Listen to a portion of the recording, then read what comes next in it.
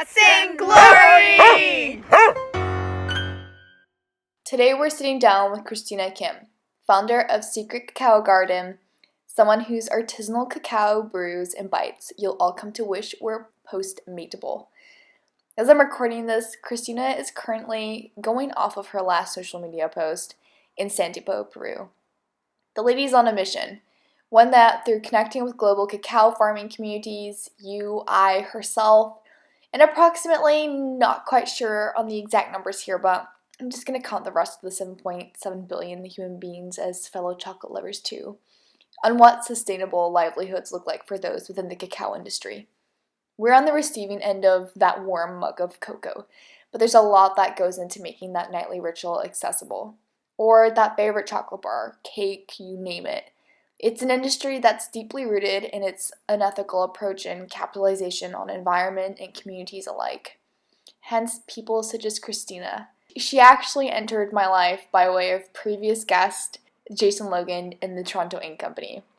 This all-encompassing flurry of artisanal healing chocolates, exotic honeys, herbal infusions, all via the lens of equitable farmer-buyer relationships, a holistic addressal of the bean-to-bar process, not to mention this insane kismet connection we share in both being a Taurus, same birthday, May 4th. Former nurse, Pilates instructor, and wellness coach turned globe trekker with a penchant for chocolate, the life it gives, and the many mouths it feeds. This is Christina and Cacao with Christina Kim. A quick heads up. We're dealing with an overseas conversation here, so the audio may reflect this. Coming to you from Washington, D.C., in Amsterdam, the Netherlands.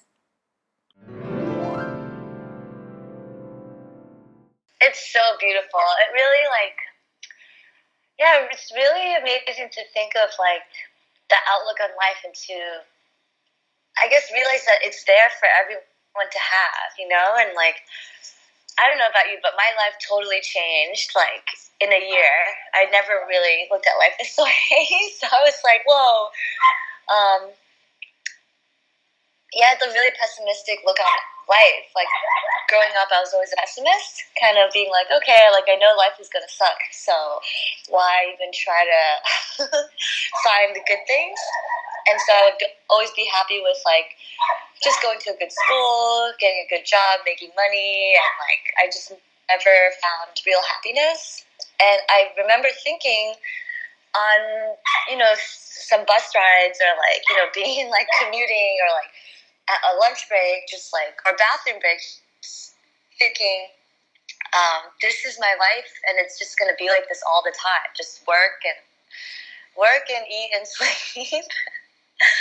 So it was a pretty terrible thought process, and I just could never, I even got to a point where I would see people who are happy and wonder, are they really happy or are they like me inside?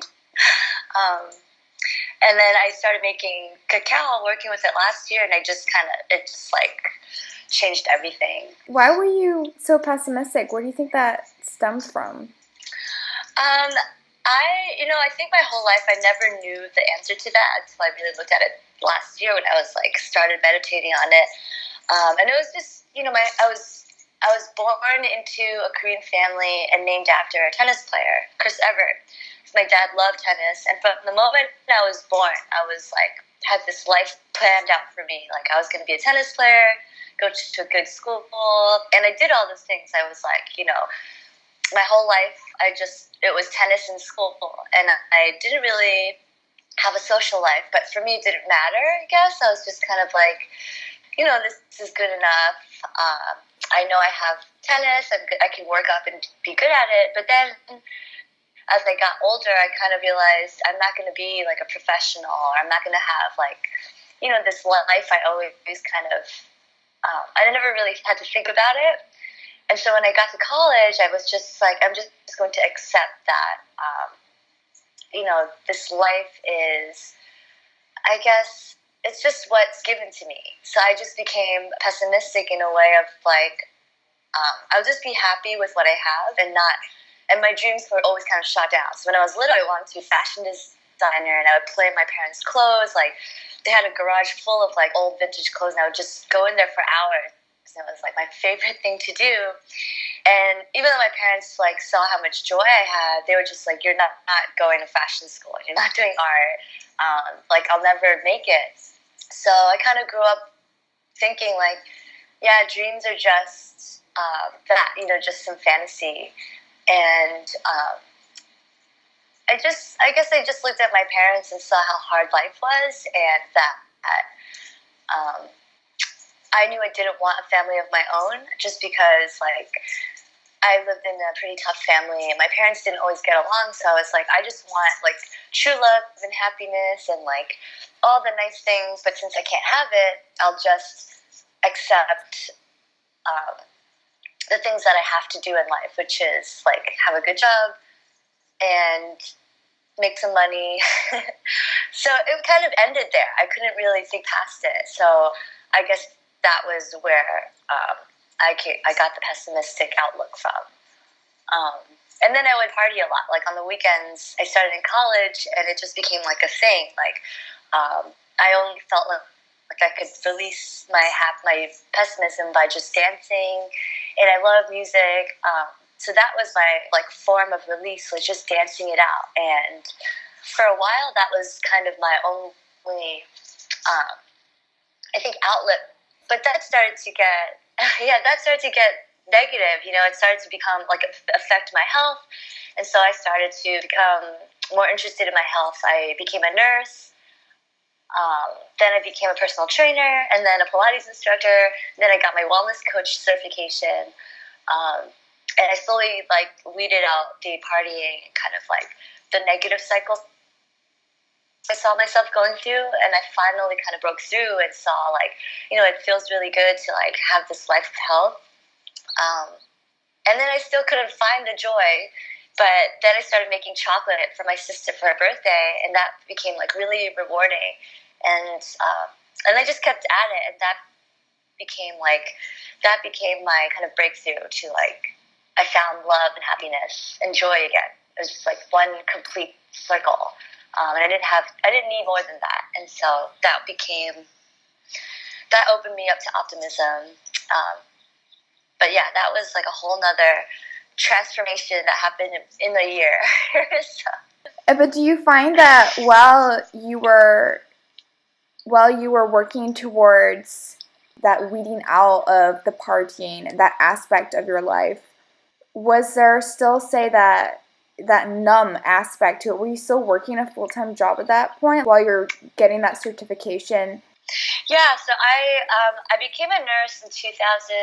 I went to nursing school in 2005. Before that, I was an intern at a fashion label in New York, a small one, but that's kind of where I was like partying too much, and I was like, I don't want this life. I want to help people. So I went to Hopkins in Baltimore in 2009, and then I graduated in 2011. That was when kind of life started to change a little bit, but I still partied a lot on the weekends. I was kind of like, okay, I'm finding this work balance. So 2011 to 2013, I was in Baltimore working. I took a break. I went to Mallorca for 3 months because at the time my boyfriend was a music producer and DJ, so I was like, I want to go to Mallorca. So like I'm kind of I was a little demoralized from the hospital system because I worked in a psychiatric unit, and even though I was helping people and I love mental health patients, I was like, the system is not really serving them or the system itself, and it was just kind of like I just saw this endless cycle of, we call the revolving doors, and I just had to leave and get my mind out of this place of like things are never going to get better. So I went to Mallorca to see what life was like for what I knew that people in Europe actually just knew how to live a little better. Like the quality of life was more important than working a lot of times. So when I went to Mallorca, I experienced this whole side of me that just came out. Like I was able to have 3 months with no work. So I just started like dreaming of being a wellness coach, and I started like making my own little blog and pretending like just having mock web pages, and I would do yoga on the beach, and I'd be like, come do yoga with me, and it'll be like 6 a.m. sunrise yoga, and I just like totally made this fantasy of like this is gonna be my life, and I don't know, it was weird. I just like, I guess I came back because I ran out of money, and then I was like, okay, maybe I can balance it out. But I soon turned back into like work mode. So I became a nurse in DC for a young adult mental health agency, and it was for kids 18 to 28, like in Southeast DC. So working with kids who had trauma their whole lives and just really chronic mental health issues like schizophrenia, bipolar, and some just like depression, but most of it was like, again, that balance of like wellness and health really mattered the most. So we would take kids out to play in the park, and for me it was really rewarding too, because I could, connect with them and myself on this like we don't need medicine all the time. We don't need like to fit in this mold of like, 9 to 5, we have to do this thing. We have to sit inside and like be in front of a computer. It's like, no, you can go outside, you can breathe, you can laugh, and this is work too. It's working for your life, for your wellness. So through all that, I was like, well, I should get my personal training certification so that I can actually lead some good exercises for stretching and like just simple things so that I wouldn't injure anyone. But if I ever got trouble, I would say like, look, I have my certification. So I studied like every night for 3 months, actually 6 months, and I got my National Academy of Sports Medicine certification.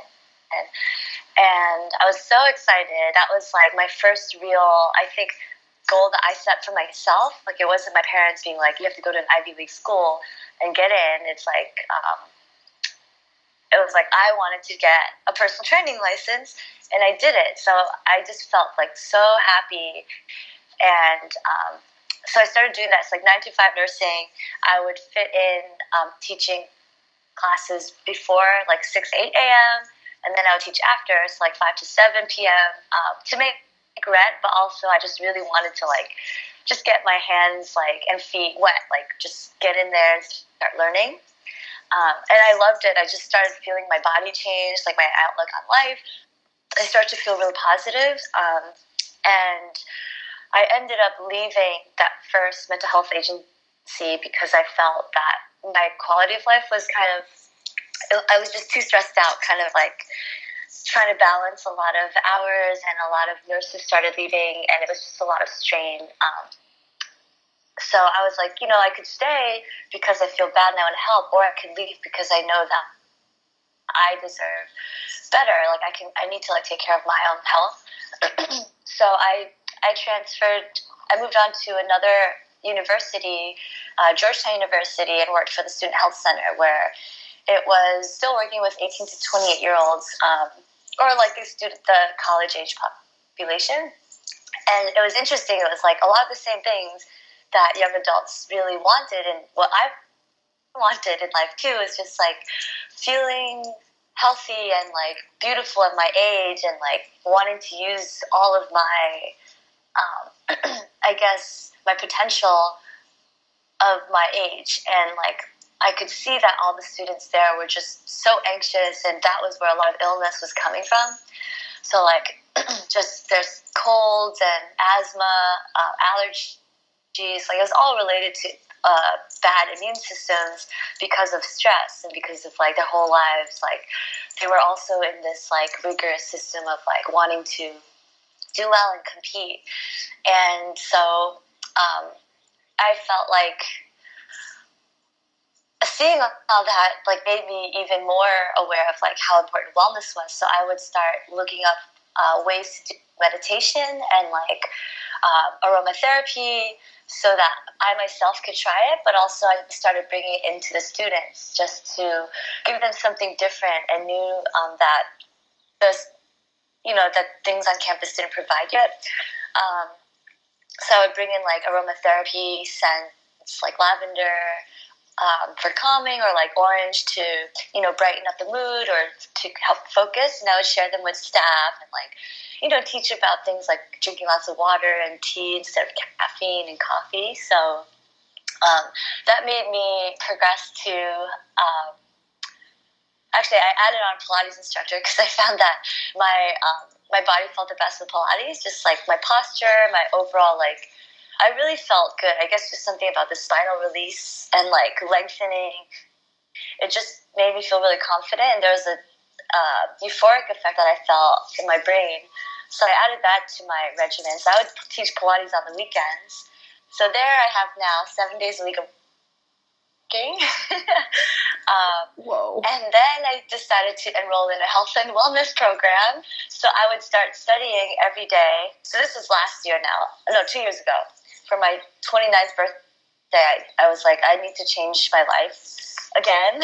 So I was like, instead of taking away things, I decided to add on another thing. So I bought myself the Institute for Integrated Nutrition program. Oh, yes. So it's a 1 year long program. Yeah, it's pretty well known.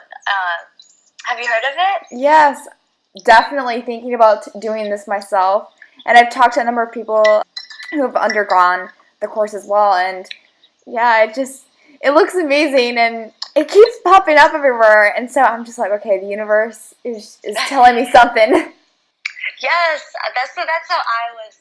For 5 years, I had it in my email. I just wouldn't delete it. I just kept looking at it. I was like, I don't know. Oh my God, I'm in the same boat. Mallorca, that's so funny. Yeah, when I was in Mallorca, that's when I was like, I can do this on my own, like thinking of the IIN model. And I was like, I could maybe just like try to figure it out myself. And it was fun, but I just, 5 years later, for my birthday, I was like, you know what, I'm just going to do it. Like, I started to believe in this thing that people were talking about, like invest in yourself. Like, no matter how much it costs, like, it's worth it. So I bought that coaching certification. I finally got a health coach for myself and a life coach because I just was like, let me just try it. And the life coach didn't turn out that well, but just going there made me feel like I was changing my life, again. So like, I think she was saying things like, wake up in the morning and dance and do all these things. I just wasn't there yet. I was like, I'm not going to do that. So I actually got a health coach after that, and I was like, I need help falling asleep because I would be on work mode from 5 a.m., like get up in the morning. I would bike ride to the gym, teach, bike ride to work. At work, on my lunch break, I would come home and study for health nutrition class and cook in an hour, like all that in an hour. And then I would go back to work and then bike ride to the gym, come back home by like 9. I would cook a little bit and then study a little bit. I would sleep at like 11. And I would, I was asking my health coach, I was like, how do I fall asleep earlier? Your circadian rhythm is like whack. Yeah. And I'm a night owl. Like, if I could just do all this stuff at night, I would. Oh, I feel you, yeah. I just started to love the morning. Yeah, and I just started to love waking up early in the morning and getting my things done. So I just couldn't find this balance, and I didn't think at all that I should take things away. I was like, I just can't do that. Like, I have to work. I have to pay to live here. And then I just started that's when I just started realizing something was wrong. Despite all the things I was doing, I just couldn't find the balance. And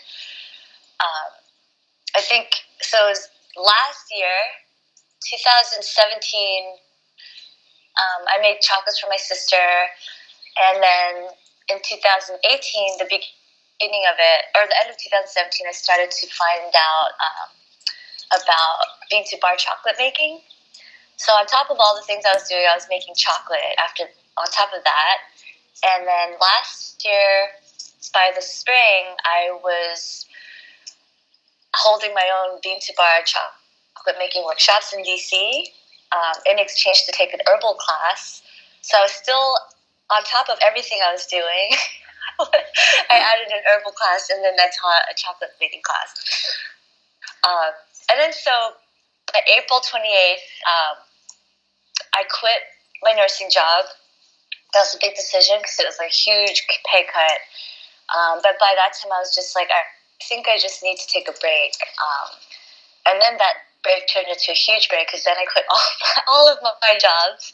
But I did finish my wellness certification by that time. So I was kind of holding on to, maybe I'll coach and do like private sessions.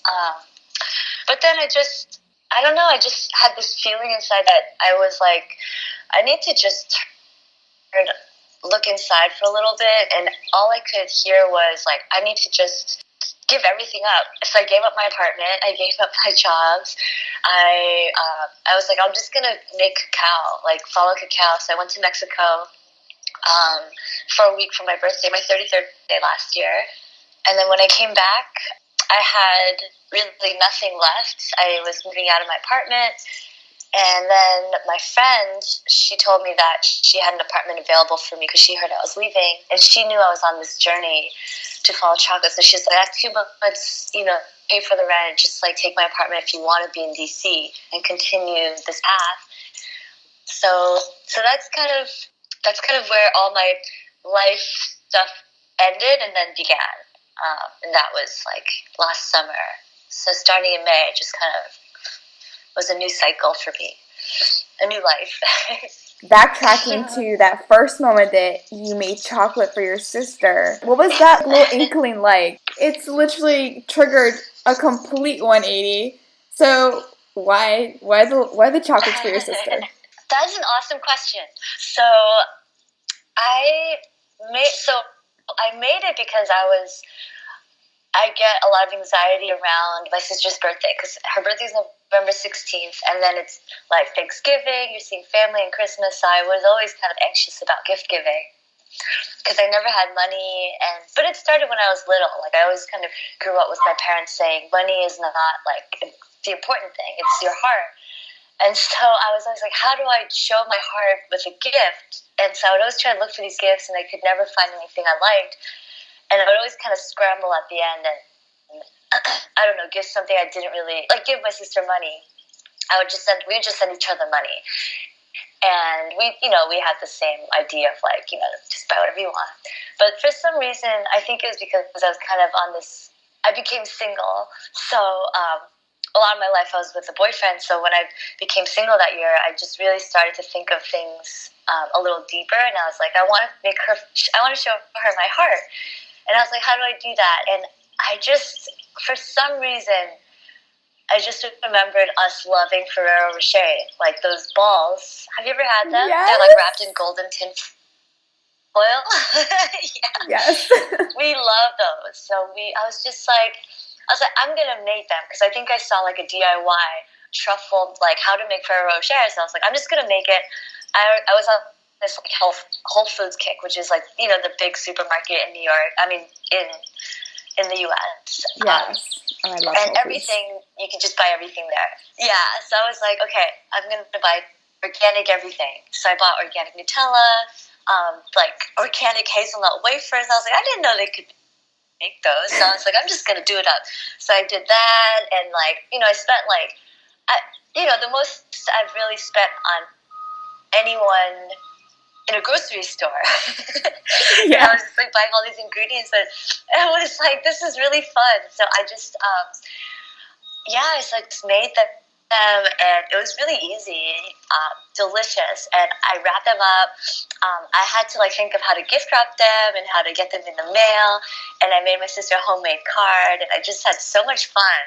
And I was like, my sister's gonna love this. So it was just a new feeling for me. I just had never done that, and I was like just waiting for her to get the gift, and I sent it to her work because I knew she was there all the time, and she opened them. I think she actually wasn't even there on her birthday, so I had to wait until the following Monday, and she got them, and she was just like, oh my god, this is the best thing ever. She like shared it with her work, like her staff members, and after that I just was like, for myself, I was like, this is so therapeutic for me. And her happiness just made me so happy. So that was it. I was like, I found it. I was like, this is life. So far, what has that looked like with your parents? What and your family? Like, what are their thoughts on this? At first they were like, "Oh, this is like a really cool hobby," and my sister was really into it. But they never thought I would quit my job for it. So when I told them that, I had to kind of hide that from them for a few months. I took out my retirement, so I was like, I'm fine. I was telling them I was doing some other things, but yeah, my parents really didn't like it. They were like, "This is, it's great to have a passion. They're really happy for me, but they're like, you can't follow your dreams and have a good life." So they still had this now I'm learning it's kind of more of that mentality of the generation before us of having to work hard to live. And so it was hard to kind of get out of this mentality for myself too of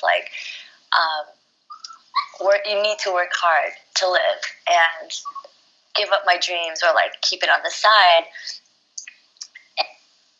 I knew that was kind of true because I was rapidly, spending my money, and I couldn't really see myself going back to nursing.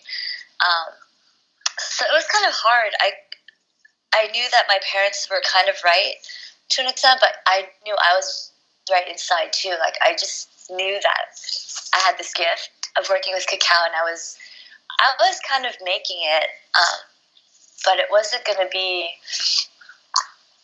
I guess my first dream was just to be a chocolatier, and my parents were like, "No, that's going to be way too hard." So I think this rebellious side of me was like, "I can do it."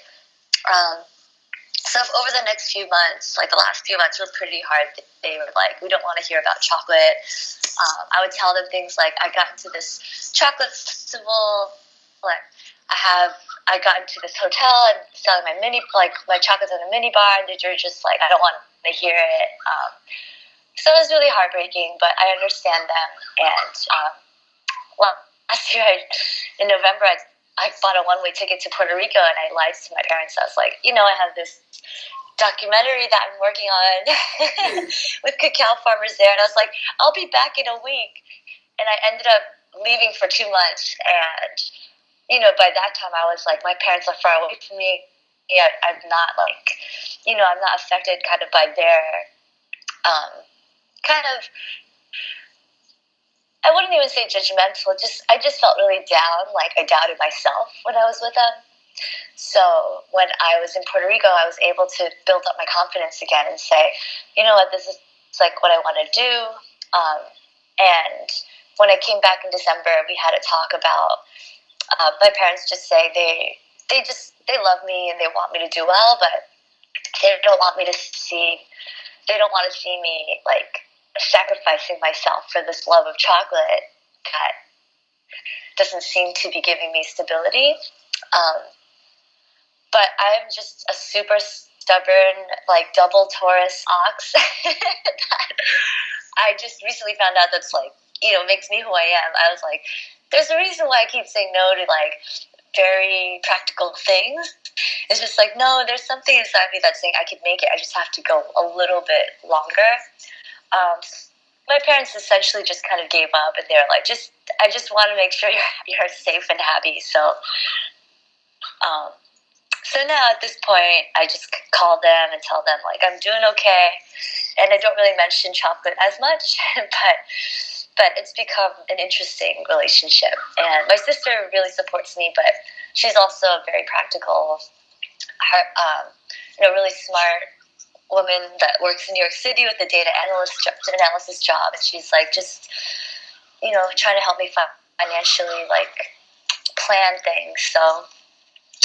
So yeah, it's kind of an interesting dynamic where I'm on my own kind of right now, but I know that my parents love me and just want the best. So it's really hard when you have loved ones who are just completely, they're so against what you're doing, and it's not necessarily, they just want to protect you, and they want the best for you. And I can imagine even my grandparents, when they look at what I'm doing, or my sister as well, there is so much judgment that just stems from their old way of life. And it's like, okay, you want to do chocolate, but how do you kind of translate that into a tangible business that you're going to be able to profit from with your family, and having to guard yourself against the negativity and the backlash that you're receiving on like what you wanted to do essentially. How did you counter that? How do you protect against that and like just center yourself? Because do your parents live nearby, or? Excellent question. You're so good. This is awesome. So yeah, that's like, so that was, I really think I was so blessed to meet these women in DC. So my parents live in New Jersey, and so I'm a 3.5 hour drive away. Not too far, but I see my parents maybe once every season. But I did stay with them for like a month in January, and that was like really hard because my parents, they are, they don't make much money right now. They're pretty like, they're living off Medicaid. They're retired and not Medicaid, I guess like SSI. So it was kind of hard for me to like think of all these things, like I should be making money for them and like help support them, but I just like right now I just can't. And in my journey last year, like starting in April, doing my herbalism class, I met this woman, my herbal teacher, April. She has a business called Antler Alchemy, and she kind of guided me into plant medicine. And just like talking to plants, and I was like, that's what I do with cacao, I think.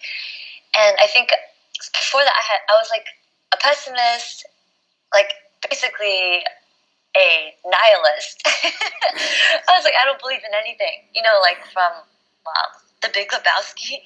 Yeah. It's like I believe in nothing. Like I had this whole like outlook on life. I was like this, I thought of myself as this like cool nurse, like techno partier on the weekends, and just like I was like, I don't believe in anything. And started to really connect with nature. And then when I at Cacao, and when I took her class, she really opened me up to like the world of plants. And I was really kind of like awed by her abilities, just like be so like fairy like. And I was like, I wanted to know more about that. So she kind of, I guess, opened me up to traveling. So I decided that I was going to go to Mexico, and it was my first like solo journey. So I went to Tulum. I met with these friends of friends. I stayed on their camp, and I just slept in a tent, and I was surrounded by these spiritual healers. And I was like, what? Like, what? Where am I? What have I stepped into? $30 per night. Yeah, and I was like, okay. I was like, all right. It's like, I don't know if I can like be around these people. I'm from DC. Like, I was there with like all in black with like a giant suitcase. You're like, this is too far removed from my everyday. Yeah, I was like, I am so out of place. And the woman, Galia, the owner, comes up to me, and she just looks me in the eye, and she hugs me, and then she's just like, you're whole. Just listen to your heart and follow your heart. And I just started crying. I was like, oh my God, I don't even know this woman. I just, started crying, and I was like, I'm just like in this totally different place. And I felt safe for the first time in my life. Like there was something different existing in the universe for me. And I don't know how I knew it. It just like clicked, something turned on. It's almost and like... I remember... Go ahead. No, go ahead. I just wanted to quickly say, it's almost like when she said that to you, when someone acknowledges that, it's like that permission to to just be. Your body literally feels that permission. And now it's time to just release. I can breathe. Exactly. It was like everything I worked so hard for, like right at that moment, I was like, yes, I can do it. And like, yeah, I'm in the stars. Like I have the power of the universe behind me. And if I just like let my heart open and be, it just like felt my body was like, yes, like that's the answer. And that trip, it was like a 4-day trip, but it felt like a lifetime passed by. It was for my 33rd birthday. And I had these visions of like fantasies. I was just kind of like in my world of like, before I went on the trip, I was like, I'm so excited. I want to see like, I want to see cacao, like, I want like a natural cacao stand with coconuts, fresh like juices. I want like a bike and behind me a cart so I can sell them out of my cart on the streets of DC. And like, I want to see, I want like a cacao ceremony, all these things I had never seen before. I was like, maybe I'll find it all in Tulum. And I get to Tulum and I have I didn't make any plans. I just bought a plane ticket. I knew my friend was going to be there, who's also an amazing soul. Her name is Melissa Dolan. She and I were on this journey together. So I changed my flight actually from Costa Rica to Tulum to be with her. But we stayed in different places. But I was so blessed to be with her on this journey because we were both on this like path to just follow our hearts. And she wanted to be a yoga teacher, and she was there to just like she just quit her job too and change her life. So from there I was like, I have like another sister with me, like doing this same path. I'm not alone. And while I was on that trip, I saw everything I had wanted. Like I saw a man in an ice cream stand making like homemade cacao ice cream. I saw like people on bicycles with carts behind them. I had a cacao ceremony in my tent, like my campground for free. Like these shamanic healers were there that like ever there. Like they were just there to visit Galia, the owner, and like I had this like sound bath, like sound healing journey with cacao ceremony. And I was like, it was like 3 or 4 hours long, and I just was like, wow, I've never did this before. Yet I wanted it all, and like the yoga shala next door was offering for like $70, I think. And I was like, oh my god, I can't afford that right now. But I got it like for free, and I was like, okay, so I believe in myself. Like I actually like manifested these things, and it was the first time I believed in manifestation. I was like, there's something to this, what everyone's saying. And in Tulum, I don't know if you've been there. No, not yet. It's like you should go during the season, off season, when there's not so many like tourists. Yeah. Like just go when you can just feel Tulum. But everywhere you go, it says follow your dreams, like manifest. And I'm just like, wow, that's like I've never seen this before.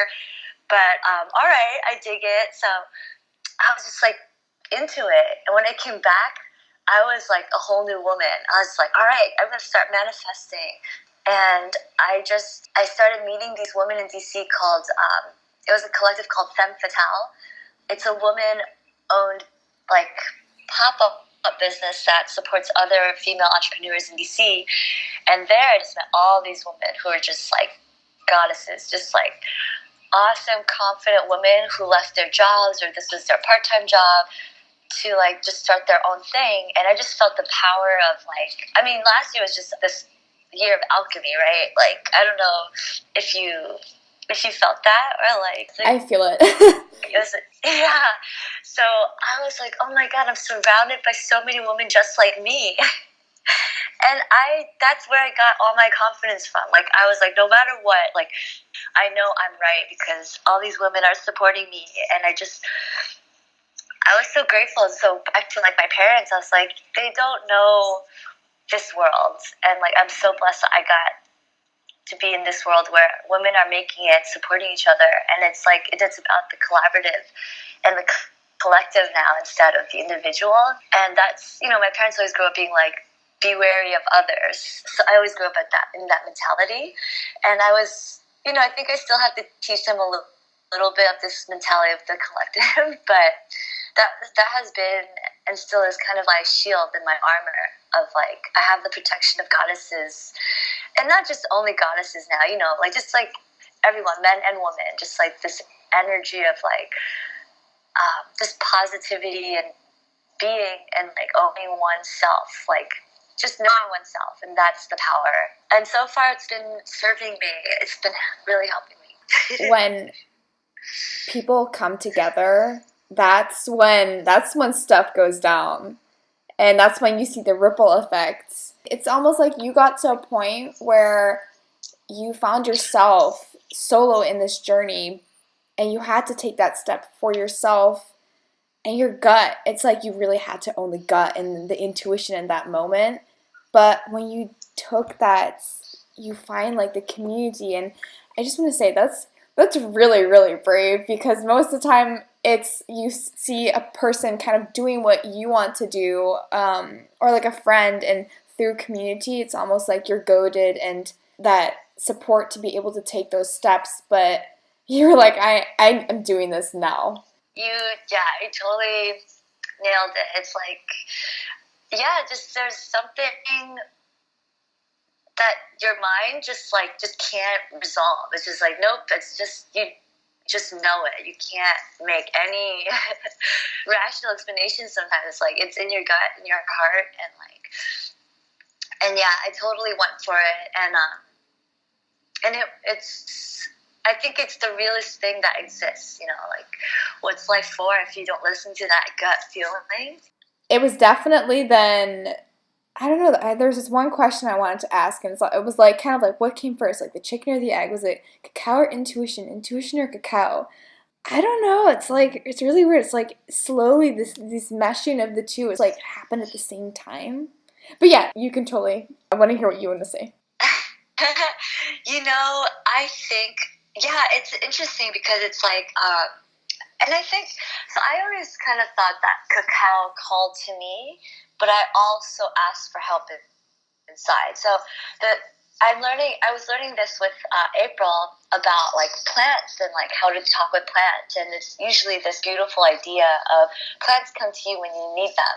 And I love this aspect of cacao. It's like most well known in, you know, this term of as a heart opener. And I love that because I really connect with that. And I was like, you know, like I think at that time when I was making chocolate for my sister, I really wanted to open my heart. Like I just had this like bruised heart from so many years of like giving myself to my boyfriends. And I was like, who am I as a person? Like, how do I love myself? And I think maybe chocolate came to me that way. It was just like, what makes me super happy? And it's like chocolate.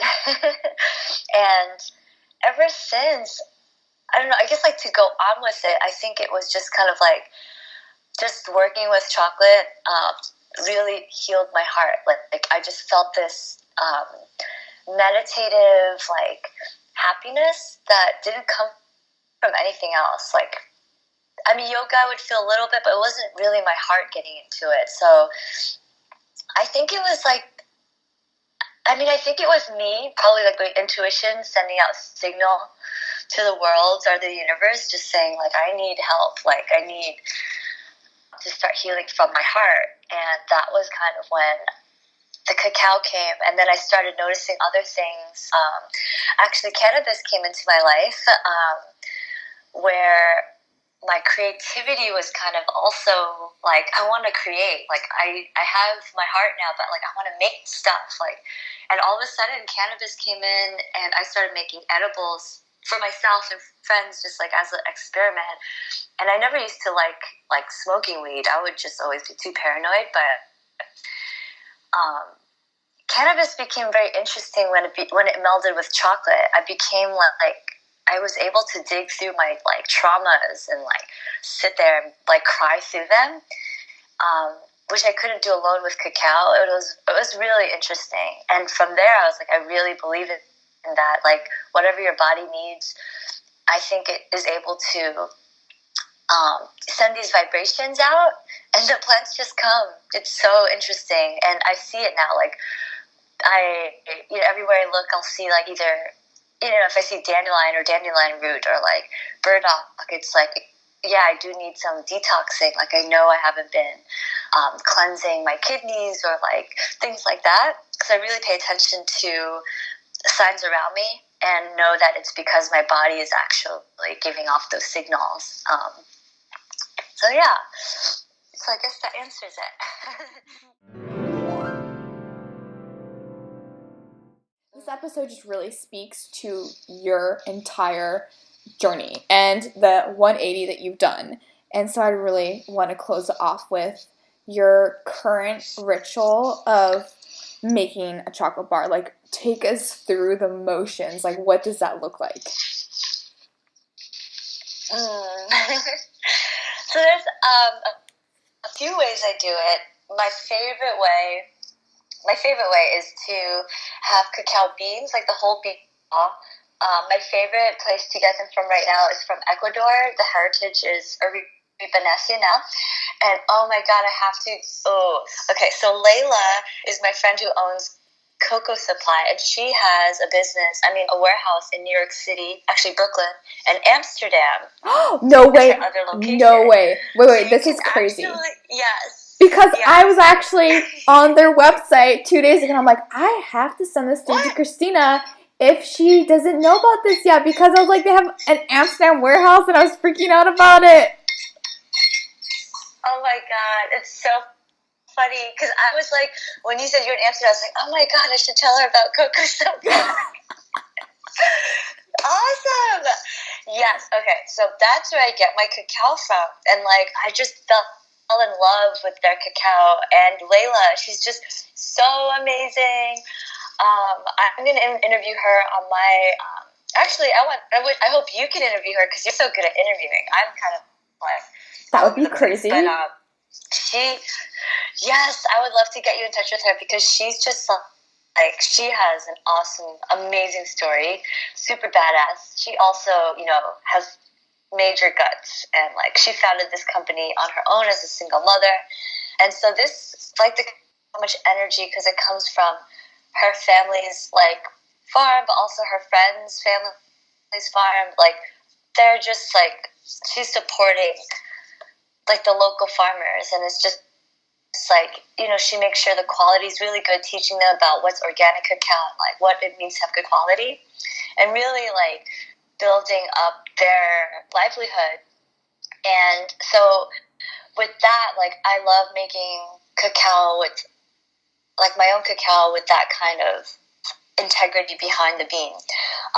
So I roast the beans and I'll peel them, and then mortar and pestle is my favorite. But I did find that when I was in Puerto Rico, I like to use like those old school coffee grinders. Those are pretty cool too. But the stone mortar and pestle is the best. And then just a little bit of honey, a little bit of sea salt, and then combine it all in a pot with boiling hot water, and just like make it really nice and hot and thick. So like 33 grams, 33 is my number. And I just, I'll add like a few like herbs, whatever I feel at the time. Right now I'm really into lavender and rose, just because, well, rose is a Taurus herb.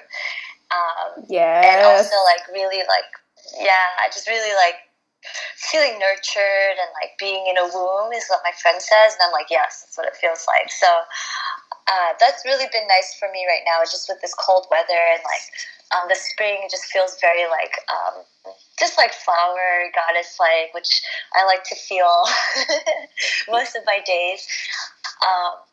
So yeah, that's my favorite way. But then I do different things too. So when I do, like, I like to make bricks a lot. So I'll order like cacao nibs, also from Cocoa Supply, and just make like a huge batch, and have like bricks lying around, so I can just shave it off and make whatever I want.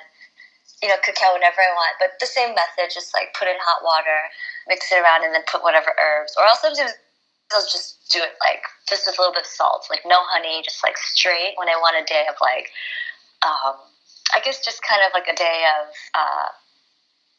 stepping into my power kind of day. Like, I want to just do things. Yeah. Maybe add a little cayenne pepper. Ooh. Yeah. Wait, what sign are you? Taurus. Me too. Oh my god. Wait. When is your birthday? May 4th. When's your birthday? Mine is May 4th. No way! Yes! I had a feeling you were gonna say that. Oh my god. That is so funny. And you're 22 right now? I'm 21 right now, turning 22. This is Christina, and with Guts and Glory signing off. This was Christina and Cacao with Christina Kim. Refer to the show notes to further get to know our guest. Share your thoughts and show us some love by subscribing or get in touch to be featured on the podcast. Released every other Monday. Thanks for lending us an ear. Passing on the mic.